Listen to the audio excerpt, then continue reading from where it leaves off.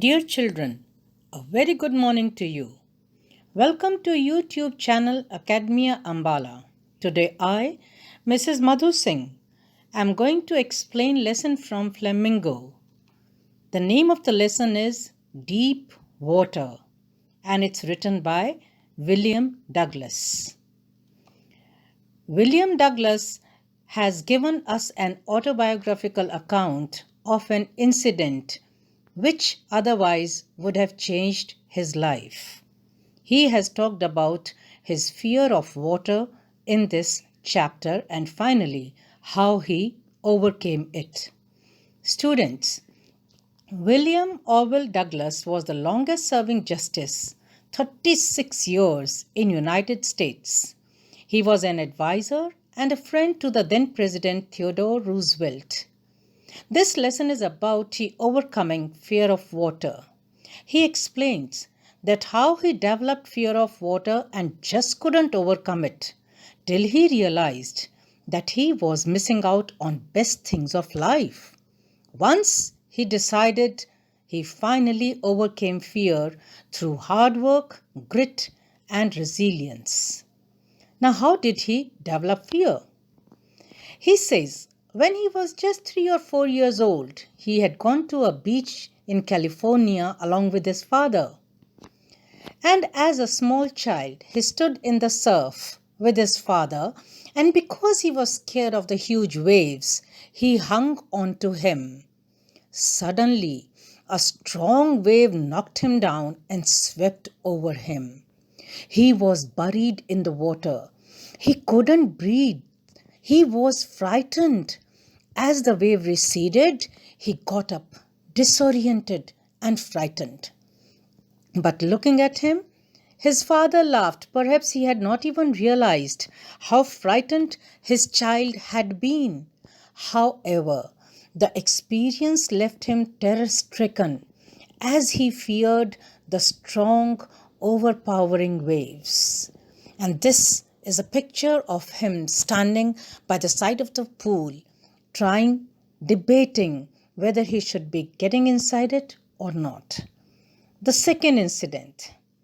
Now he was about 10 or 11 years old and he decided to learn swimming. There was a swimming pool at YMCA at Yakima, but it was said that the river Yakima was far more treacherous because every day there were news of people drowning in the river.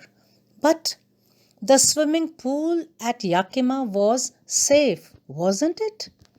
So one day, as he was waiting by the side of the pool for others to join him, a big boy, about 18 years old, who had rippling muscles of legs and arms, who was also a bully, came, lifted him up and threw him into the pool where the water was deep. Douglas landed in sitting position. He swallowed water and went at once to the bottom. As he was going to the bottom, many thoughts crossed his mind. He was frightened, but he was not out of his wits. As he went down, he made a plan. He thought that when his feet would hit the bottom, he would push himself up with a great spring, and like a cork of a bottle, he would spring back to surface. Then he will lie flat on the water and paddle to the edge of the pool. Thereafter, he would grab a railing or rope and he will be able to come out of the pool. However, these were only thoughts. Nothing of this happened. He came up slowly because once you go down the river, the water, the density, you don't just come up like a cork. And as he looked around while coming up, he realized he was in water. And he also felt that the water was not so clean anymore. It had a yellow tinge to it. And seeing that, he panicked. He swallowed water and choked. His legs felt paralyzed and rigid. He screamed, but it was only water who heard him. And he started to go down once again to the bottom of the pool. As he went down the second time, his lungs ached. his head throbbed, and he felt dizzy. But once again, being a brave child that he was, he remembered his strategy and tried to spring up like a cork and swim to the shore. The water was now yellow and dark. The terror seized him. He started shrieking underwater, but his shrieks appeared to be frozen, and the only thing that he felt alive was his heart, which was pounding. Amidst all the terror, the young boy reasoned that he must remember to jump once he hits the bottom. Finally, his toes touched the bottom. He jumped, he pushed with all the strength that he had, but nothing happened. The dark yellow water appeared to hold him down. His arms couldn't move, his legs couldn't move. He tried to call for help. He tried to call for his mother, but nothing. Strangely, he saw there was light. His eyes and nose were almost above water. He had come up. But no sooner that he realized that he started to go down into the pool the third time. As he went down the third time, the yellowish light faded away.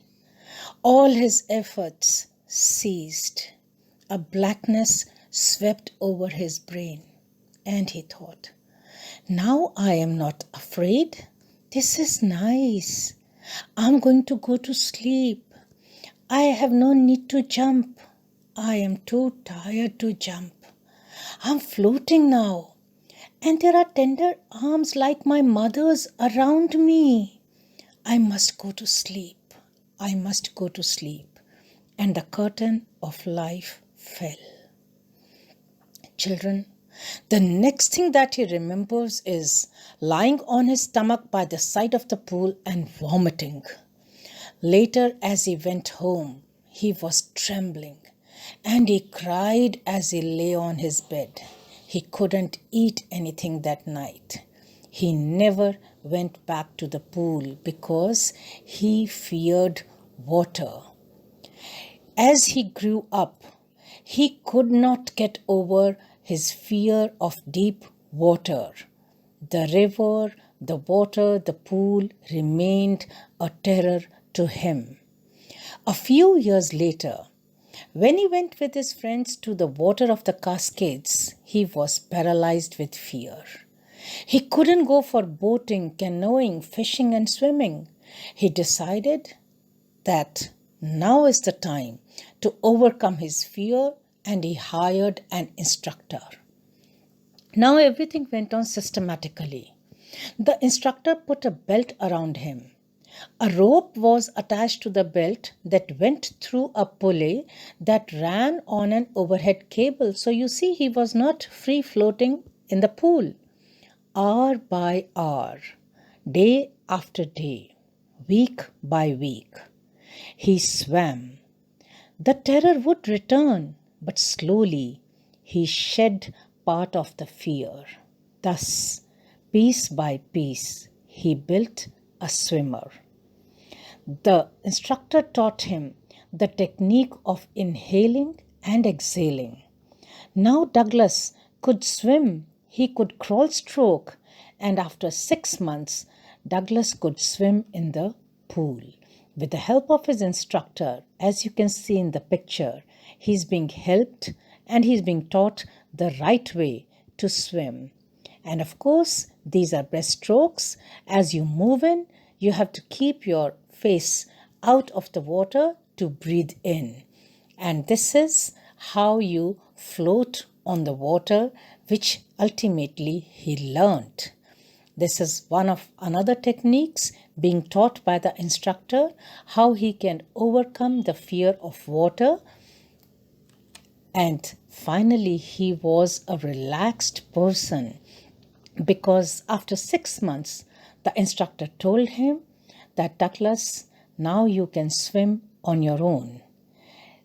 Douglas decided that he is now going to overcome his fear completely. He swam the length and the breadth of the pool. He could follow all kinds of techniques now. First, Douglas swam alone in the pool. The fear would return, yes, it would, but then he would turn it away.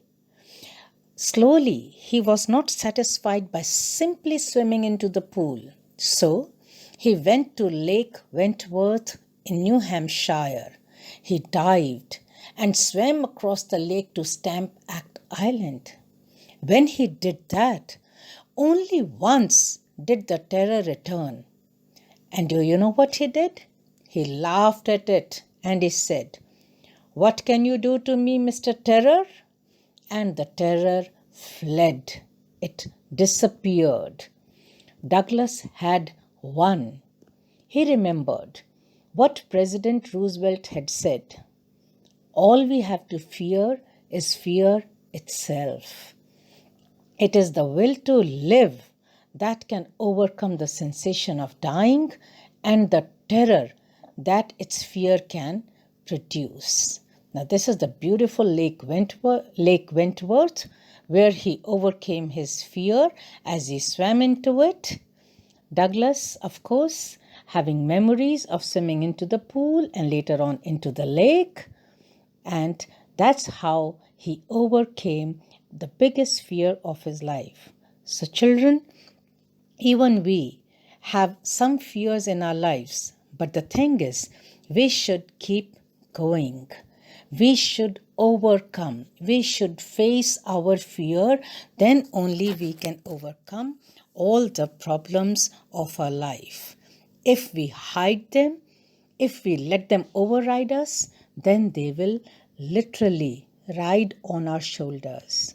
So just keep swimming. Thank you and see you soon.